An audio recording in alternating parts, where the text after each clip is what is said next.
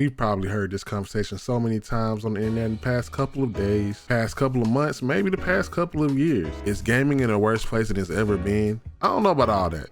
What's good? It's Blue Satire. We're back with another discussion board. Real quick, I want to ask you a question that I've seen on the internet and one posted by someone like Spawnwave, where he stated that he's been talking to some people and I wanted to see what Twitter thinks. Does it feel like gaming is in a bit of a rut at this moment? And 61.8% of people said yes. And that makes me wonder, what exactly is a rut to you? Do you feel like gaming is in a rut like others do? Or do you feel that couldn't be far from the truth? I'm gonna tell you how I feel real quick. Me personally, I honestly don't believe that gaming is in a rut right now. I think that when it comes to content in video games, we've been in one of the best places we've ever been in gaming. But if you ask me what the problem is, would you be mad if I said it is probably you? And before you get mad, wait. When I say it's probably you, I mean it's probably the gaming community as a whole that creates this vision or this perception that gaming is in a rut because of the things that have been going on in the past couple of months, maybe even the past couple of years. Because a lot of these opinions, a lot of these feelings, at the end of the day, are your opinions, or they are subjective. Let's talk about why I feel like gaming isn't in a bad place when it comes to the games. Because I can get this out the way right now. When it comes to layoffs, the way companies and CEOs are showing their greed, the way they give us games to present games to us and the prices, yeah, I can agree with you that is a problem. That is a problem in gaming right now. That always will be. The layoffs, all of that, we do not want to see that. But there are other things too that creates those problems that we think are going on. When we talk about pricing and the value of gaming, that's one thing that people feel makes it seem like gaming is in a rush, because inflation, the times we're in, everything costs. So when your games cost $70 or more, that makes it pretty hard for us to enjoy games, to even think about spending that type of money on video games. To play devil's advocate, I think people forget that gaming has always been an expensive hobby, and people say, no, it's never been this high. Well, it's been close. And if you remember back in the day, the cartridge era was very expensive. The Super Nintendo and Sega games used to be skyrocket to $64, $70. There would be sales, but it wasn't until we got to the CDs that gaming went back down, and then it went up again.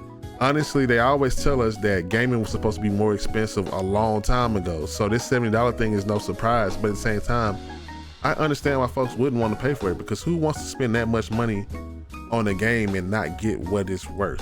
But again, worth is subjective. The problem is when you know that people are going to spend $70 and you put no effort into your games. You put content behind a paywall even after we even spent $70, even $60 or $50 on your game. You're putting content behind even more money that we have to spend. I'm looking at you 2K, spending $100, $200 on the game just to play a character, and the character sucks unless I put another $100 into it. That's horrible. I'm looking at the companies that make these games, announce these games, and they announce the season pass and the DLC before the game even comes out. How do you tell us that there's content coming, the exact type of content that is coming, and we ain't played the main content yet? That is greedy. And that's why people praise these games that come out at $40, $30. That's why people are still playing free-to-play games, because at least I can just play the game and I can spend the money the way I want to. And let's be honest, that live for service stuff ain't the best either. Like, Fortnite is big, Apex is big, Valorant is big, but who wants to sit here and spend $34, $50, $100 for a skin? That's the world we in, because people do want to do that. Because again, it's subjective, and worth is subjective to people. So if they're gonna pay for it, they're gonna keep making it. That's why a lot of people are going towards these subscription-based models, but they aren't the best either. And when some companies have a service and you don't see anything on it, it makes you wonder what I'm paying for this for. And then some people feel that those games behind that Game Pass, that PlayStation Plus model, if that's the only thing you're focused on and the games aren't quality, are you lacking in quality because you know we're going to pay for it, or you know that we're banking on the day ones and things like that? That's a questionable thing, and people got the right to feel that way. But pricing is definitely a reason that people may feel that gaming is in a rut. But here's where I go when I say it could possibly be you that's the problem, or the community that's a problem. let's talk about what you like. A lot of people stick to what they play. A lot of people play the same things over and over again. We talk about NBA 2K and their predatory practices when it comes to VC. But why do they keep doing it? Because a lot of these folks keep buying it. That's what they like. That's what they play. A lot of people don't only play those type of games. A lot of people stick to one genre of games. And a lot of times when I see the opinion that there's nothing to play, those are the same people that don't play a lot. They play the same type of genre. And if you feel like there's no games out, that might be because you don't have an open mind. And having an open mind is very important in the times that we're in, because while people may feel that there aren't a lot of big AAA titles that are great right now, which is kind of wild because the first 4 months of the year have been wild with Final Fantasy Rebirth, Rise of Ronin, Tekken 8, Grand Blue, Helldivers 2 drop, Persona 3 Reload, a slept-on game that came out, Unicorn Overlord. So many games came out so far this year for anybody to be saying that there's nothing to play. And I think that just goes back to people have their taste, and a lot of people don't open their minds to new games. A lot of people don't explore. And I know 2023 was a year that everybody said was one of the best years ever because of so many games coming out. But another problem that people had was a lot of these conversations happening on social media. Social media, the echo chamber that's been going on, the listen to others' opinions before trying things out for themselves, that greatly has impacted the feeling that people have with gaming right now. There is so much negative news, negative chatter going on when it comes to gaming, including this post, that has people having more conversations about the negativity versus actually looking for something to play, actually playing the game. Some people may not agree with me, but I do feel like sometimes social media has a tendency to distort the reality of the situation or make things bigger than they really are.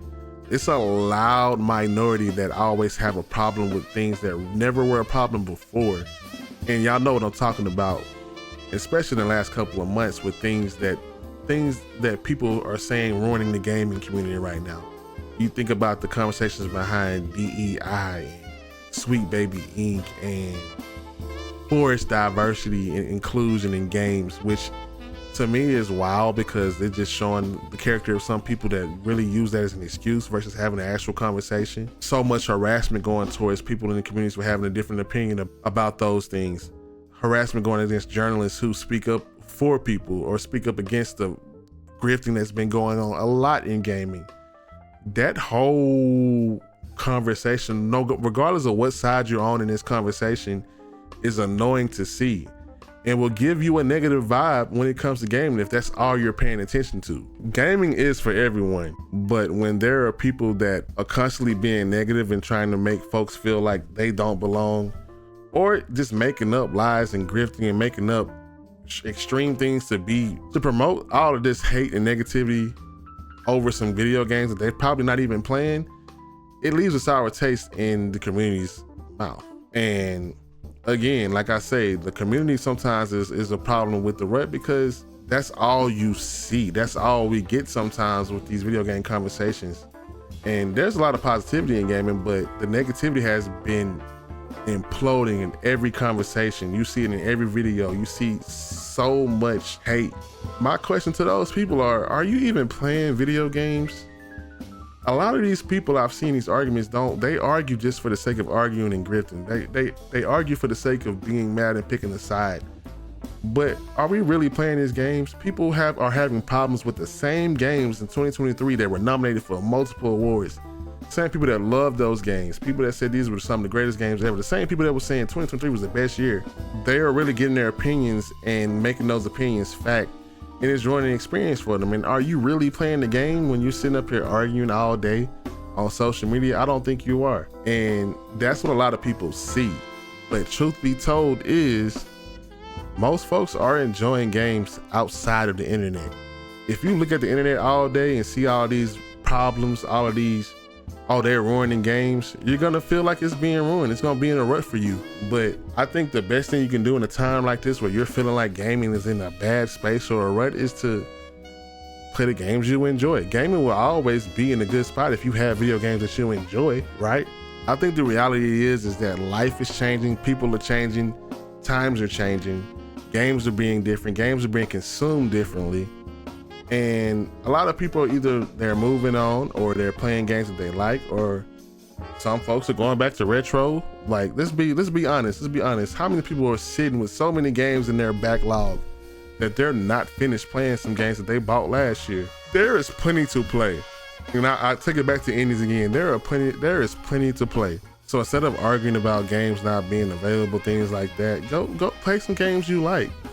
I don't talk about emulation a lot, but like even now I'm seeing people enjoying the fact that their phones can now play emulators and they're going back and playing older games. And despite what you may say, even if retro is in and people are being able to play games that they've never been able to play before in a new way, that's still good for gaming. Despite the arguments and the negativity, people are still finding joy in the gaming. And if you think gaming is in a rut, maybe you should look into why you like gaming.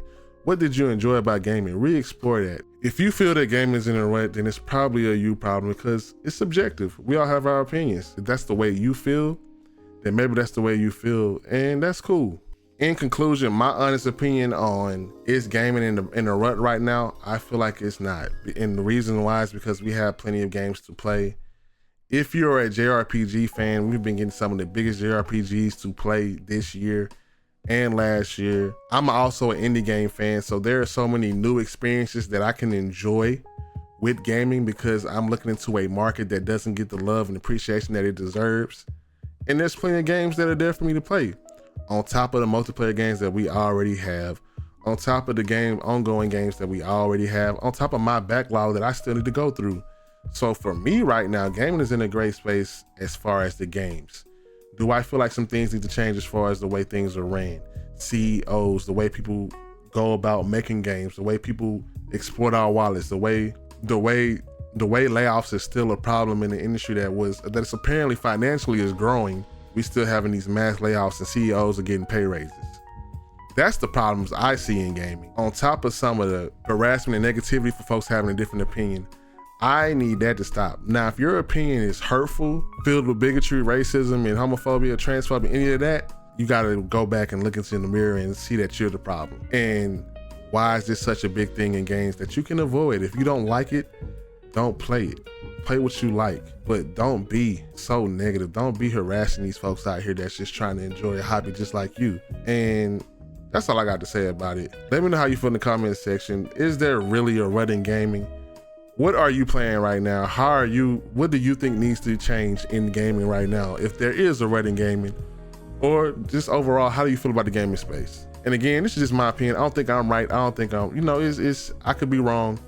This is just my opinion. All of this is subjective, but take the time to do something positive. Leave the negativity at the door and go out and enjoy a video game. Instead of talking about video games all day, instead of arguing about video games all day, enjoy video games with yourself, with your friends. Just enjoy video games. That's all for me. Y'all have a good one.